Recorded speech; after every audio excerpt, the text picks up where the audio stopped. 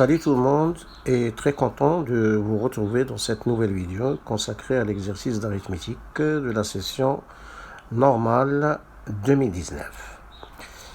Et comme d'habitude, si vous voulez bien, on va regarder ensemble le texte de l'énoncé. Voilà, comme vous voyez, il y a beaucoup de congruences. Je rappelle que la notion de congruence, il a été étudié l'an dernier en première bac. Et dans cet exercice, vous serez invité à appliquer quelques théorèmes nouveaux. Donc à appliquer le théorème de Bezout, puis vous serez conduit peut-être, à utiliser le petit théorème de Fermat. Et voilà, sans plus tarder, si vous me le permettez, je vais vous dire de corriger que je vous propose. Alors, d'abord, dans tout l'exercice, on considère le nombre 2969 et dans l'énoncé, on vous dit qu'on admet que ce nombre-là est un nombre premier. Donc, je rappelle, et il faut bien faire attention, lorsqu'on vous dit on admet, d'abord, il y a deux choses. Ça veut dire que 2969 est effectivement un nombre premier, d'accord ? Deuxièmement, il n'est pas demandé de justifier que ce nombre est premier. D'accord ? Nous avons également, dans tout l'exercice, deux entiers naturels m et n, dans l'ensemble n, alors qui vérifie la relation n puissance 8 plus n puissance 8 est congrue à 0 modulo 2969. Alors maintenant, voyons la première question. Alors dans cette question, on suppose que 2969 ne divise pas n. Alors attention, cette condition-là n'est valable que dans la première question, d'accord ? On a le droit de l'utiliser partout dans cette première question, mais après, on verra après ce qui va se passer. Pour ce qui est du théorème de Bezout, je rappelle que ce théorème donne une condition nécessaire et suffisante pour que deux entiers relatifs non nuls de l'ensemble, c'est-à-dire de l'ensemble Z étoile, soit premier entre eux.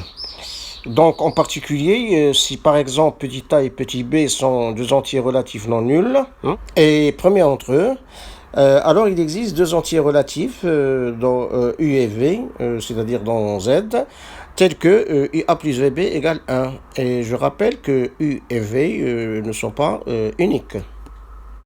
Dans la question petit a, on vous demande d'utiliser ce théorème pour montrer qu'il existe U appartient à Z, tel que le produit de U par N est congru à 1 modulo 2969. Je rappelle également que si P est un nombre premier de Z, et si petit n est un entier relatif de Z, alors nous avons l'équivalence suivante. P ne divise pas N équivaut P et N premier entre eux. Je rappelle également que lorsque vous dites que P ne divise pas l'entier relatif N, automatiquement N est non nul. Parce qu'on sait que tout nombre relatif, il divise 0.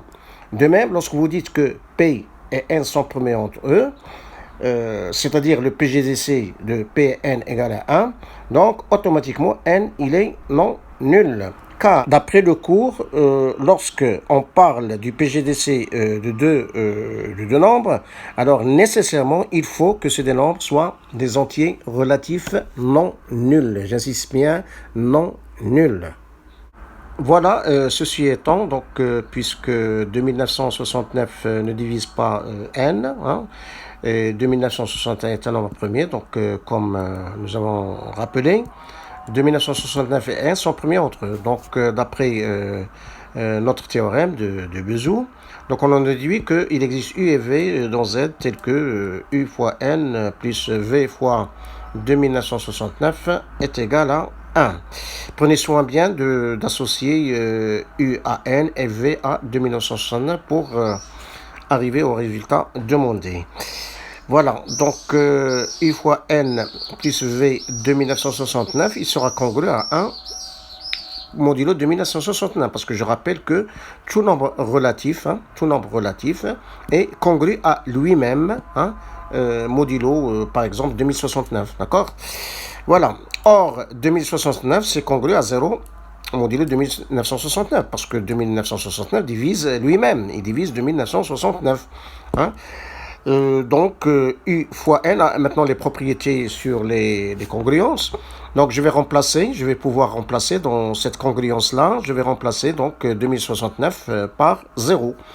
Donc, en remplaçant par 0, donc V fois 0, donc c'est 0, donc il vous reste le produit de U fois N, il est bien congru à 1 modulo de 1969. Donc, nous avons ainsi montré qu'il existe bien U appartient à Z, tel que le produit de U par N est congru à 1 modulo 2069. Après, nous avons question petit b. On vous demande d'en déduire deux congruences. Remarquez là que le U dont on parle est celui de la question précédente, bien qu'il ne soit pas unique. Et on vous donne une petite indication, 2968 égale 8 fois 371, car je rappelle que la calculette était interdite dans cette épreuve. Alors pour la première congruence, on part de l'hypothèse n puissance 8 plus n puissance 8 est congru à 0 modulo de 1969. Puis, puisque i puissance 8 est congru à lui-même modulo de 1969, donc on multiplie membre à membre ces deux congruences. Et après des petits calculs, et nous allons après utiliser le résultat précédent, parce que nous avons vu que le produit de U par N est congru à 1 modulo de 1969. Donc vous remplacez dans la congruence précédente U fois N par 1. Donc 1 puissance 8 c'est 1. Donc vous le faites passer de l'autre côté et vous obtenez le résultat demandé. Pour l'autre congruence, donc on part de cette dernière congruence qu'on vient d'obtenir et on élève les deux membres de cette congruence à la puissance 371. Alors, pour avoir U fois M à la puissance de 1968. Remarquez que moins 1 à la puissance 371, c'est égal à moins 1 parce que 371 est impair. Alors après, il est demandé de montrer que 2969 ne divise pas U fois M. On va ici raisonner par l'absurde en supposant que 2969 divise U fois M. Donc, avec cette supposition, donc on aura U fois M est congru à 0 modulo de 1969. Bon, après, on élève à la puissance 8 les deux membres de cette congruence. Donc, on obtient U fois M puissance 8 congru à 0 modulo de 1969. Et j'utilise à présent la première congruence établie dans la question précédente. Alors, ce qui donne moins 1 est congru à 0 modulo de 1969. Je rappelle que si A et B et C sont des entiers relatifs tels que, par exemple, A congru à B modulo de 1969 et B est congru à C modulo de 1969, alors A est congru à C modulo de 1969. Voilà, donc on obtient donc avec ceci, donc on obtient moins 1 congru à 0 modulo de 1969, c'est-à-dire de 1969 il divise 0 moins 1, c'est-à-dire il divise 1, et ceci est absurde, donc ce que nous avons supposé au départ est faux, donc sa négation est vraie, c'est-à-dire 1969 ne divise pas U fois M. Après la question petit d, on vous demande d'en déduire que U fois M à la puissance de 1968 est congru à 1 modulo de 1969. Alors ici, il suffit d'appliquer le petit théorème de Fermat, après avoir précisé que 1969 est premier positif. N'oubliez pas positif, c'est très important de le dire, et préciser aussi que 2969 ne divise pas U fois M. Nous l'avons dit tout à l'heure que 2969 ne divise pas U fois M, c'est équivaut à dire que 2969 et U fois M sont premiers entre eux. Alors maintenant je vais vous rappeler le petit théorème de Fermat. Alors il y a deux versions. Alors la première c'est ce qu'on vient d'utiliser tout à l'heure. Si P est un nombre premier positif, positif j'insiste bien, positif, et si petit a est un entier relatif, tel que petit p ne divise pas a, c'est-à-dire tel que p et a sont premiers entre eux, alors a puissance p moins 1 est congru à 1 modulo p. Alors, l'autre version, il s'agit toujours, bien sûr, du petit théorème de Fermat, pardon. Alors, si P est un nombre premier positif, hein, toujours positif, hein, alors, pour tout nombre relatif, tout entier relatif petit a, alors nous avons a puissance P est congru à a modulo petit p. Mais attention, certains considèrent que l'une de ces deux versions, c'est le petit théorème de Fermat et l'autre, c'est le grand théorème de Fermat. Attention, il n'en est rien. Car le grand théorème de Fermat, c'est tout autre chose.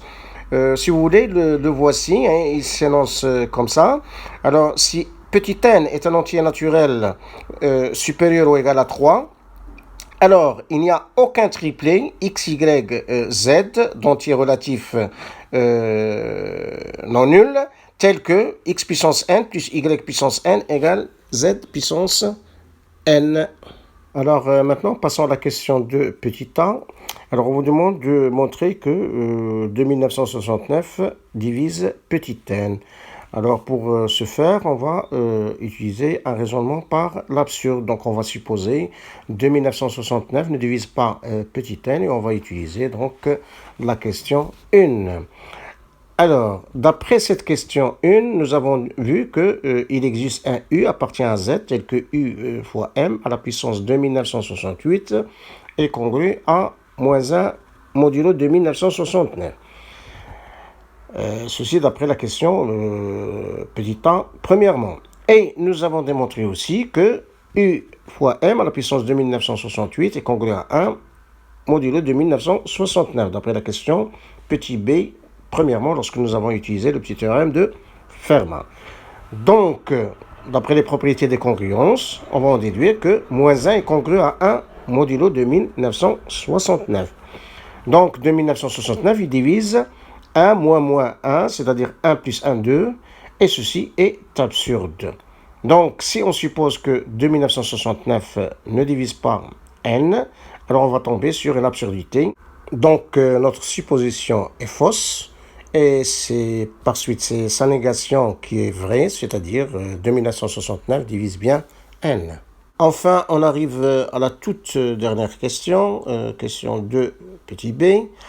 Alors, vous avez ici une équivalence à justifier. Alors, pour cela, on va la traiter en démontrant les deux implications.